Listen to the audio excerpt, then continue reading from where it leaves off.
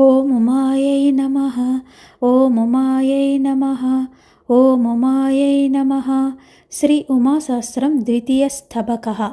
సహాదరేణ యోవలక్ష్య పారిజాతమాలయా గలస్థలీ విభూషయా ధ్వనిం వినైవ భాషతే. మహేశ పుణ్యయోషితో మనోజ్ఞః స ఏష మే విభూతయే ప్రకల్పతాం విధూయతే చ పాప్మనాం. నిరంతరశ్రితే సదా కృపారసప్రవాహిని విలాసిని తనుర్విభోః పుమాకృతేర్విమోహిని. సుధాతరంగకల్పహాసభాసురాననా శివా పదాబ్జలం వినోధనోతు పాప్మనః ఫలం మమ. కరోతి యా బిభర్తి యా నిహంతి యా జగత్రయం సమంతతో విభాతి యా సదృశ్యతే క్వచిచ్చయా. అతీవ గుప్తరూపిణి గురూపదేశమంతరా న శక్యతే బుధైశ్చ భోతుమంధకారి సుందరి. మహాంధకారబంధురస్య భూతసంచయస్య యా వినిద్రితస్య సర్వబీజధామ్ని మౌనముద్రితే. సమంతతో విజృంభణాయ భాసనాయ చాంబవత్ మహద్విధాయ చేష్టితం మమేయమిష్టదేవతా. మహేశగర్భతః సమస్తభూతబీజకోశతః కిరంత్యశేషవిశ్వమప్యపార దివ్యవైభవా. విచిత్రచేష్టయాద్యయా విధూతనాథనిద్రయా జగన్నుతా జయత్యసావనాదిశక్తిరద్భుతా. భవం భణन्ति తాంత్రికాస్త్వదాశ్రయం తమవ్యయం సమామనంతి వైదికాः సదర్చితే సదాహ్వయం. న కశ్చిదర్థభేద ఏతదాఖ్యయోర్ద్వయోర్భవేత్ భిధేయమాదిమం పదం పుమాన్ పరం నపుంసకం. సచేద్భవోభిధానతో భవాన్యసి త్వమవ్యయే సమీర్యతే స సద్యది త్వమంభవన్యసే సతి. న తేస్తి భావతా న శక్తిరూపిణీ విద్యసే న వేద్మి కాళికే కథం సతో సతశ్చ భిద్యసే. జగద్విధానకార్యతః పురాసురాసురస్తు తే త్వమంబ జీవితం భవస్య భావమూలవాదినాం. వికల్పవర్జితమతిః ప్రబోధమూలవాదినాం రసోనపేక్ష ఉత్తమః ప్రమోదమూలవాదినాం. భవత్యసావతో భవాన్యనాదిరంతవర్జితా జగంతి మాతి నిత్యమోరసో తదభ్యుదాయి ఉమా.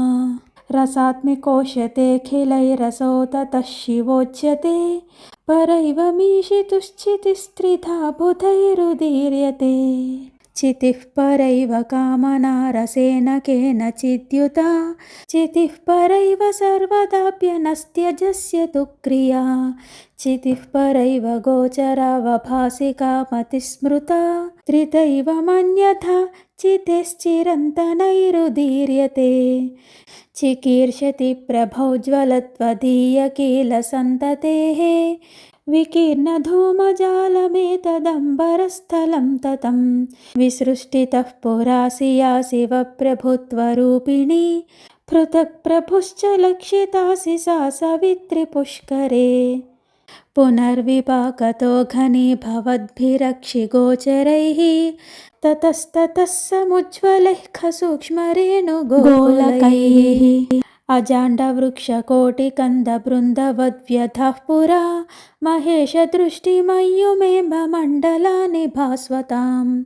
తపోగ్నిధూమజాలకే భవంతి తైజసాణవో భవంతి జీవనానవో భవంతి పార్థివాణవః. క్రమేణ తద్విసృష్టిరేష శక్తిపాకవైభవే సహస్రభానుమండలం తు గోచరాదిగృహ్యతాం. మయూఖమాలిమండలే నిధాయ పాదముగ్రయా మయూఖశక్తిరూపయా త్వమాంభచేష్టమానయా. ఖకోశతः సమాహృతైః పుమస్త్రిరూపరేణుభిः యథా మంగళాదిభిः సహ గ్రహైరియం మహీ.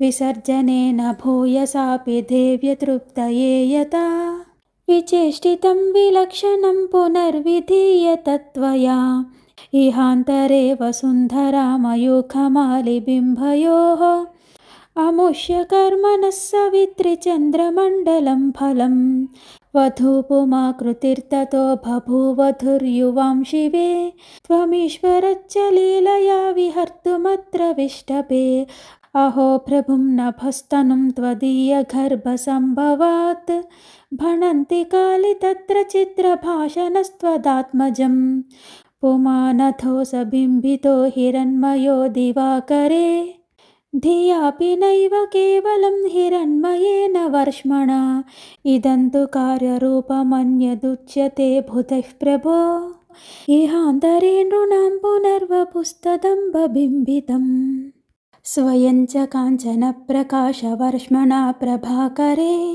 तथान्तरे नृणां च तस्य बिम्बितासि सन्निधौ रसस्य देवतासि देवि पुष्करे दिवाकरे मयूखदेवतासि भोगदेवतासि देहिषु विसर्जनेन भूयसा नभस्य मुद्रभास्करे महीषु चाम्बिके युवां विधाय देहिनो बहून् क्षितिः सुधाकरं गतान् पितॄन् विनेतुमव्यये तनु च तत्र बभ्रदुः प्रपञ्चराज्ञि मायया नभोन्तरे हिरण्मयं विभुं प्रचक्षते हरं दिनेशबिम्बबिम्बितं भणन्ति पङ्कजासनम् इहास्मदन्तरालयं वदन्ति विष्णुमच्युतं सवित्रिजन्मिनामियं त्रिमूर्तिवादिधोरणी नभोन्तरे प्रचक्षते हिरण्मयाङ्गमीश्वरं दिनेशबिम्बपूरुषं हिरण्यगर्भमाख्यया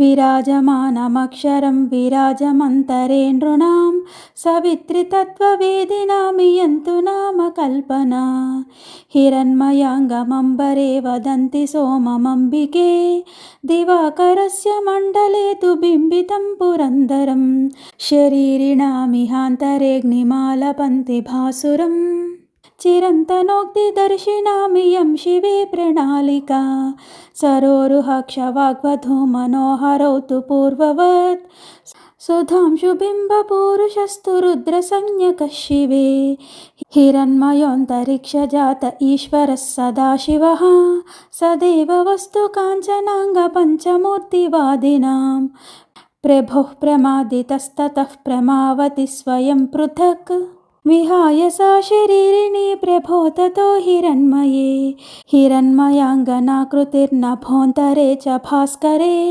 तदान्तरेषु देहिनां महेश्वरी जयत्युमा मदीयमम्बिकाखिलस्य विष्टपस्य दुष्टधी दविष्टपादपङ्कजा धुनोतु कष्टजालकम् इमे च कोमलैः पदैरमूल्यतल्पशालिनः तदीयमञ्चरूपतां भवन्तु पञ्चचामराः इति श्रीभगवान्महर्षि रमणास्ते वासिनो वासिष्ठस्य नरसिंहसूनोः गणपतेः कृत उमासहस्रं द्वितीयस्तबकः समाप्तः। ॐ उमायै नमः। ॐ उमायै नमः। ॐ उमायै नमः। ॐ श्रीमात्रे नमः।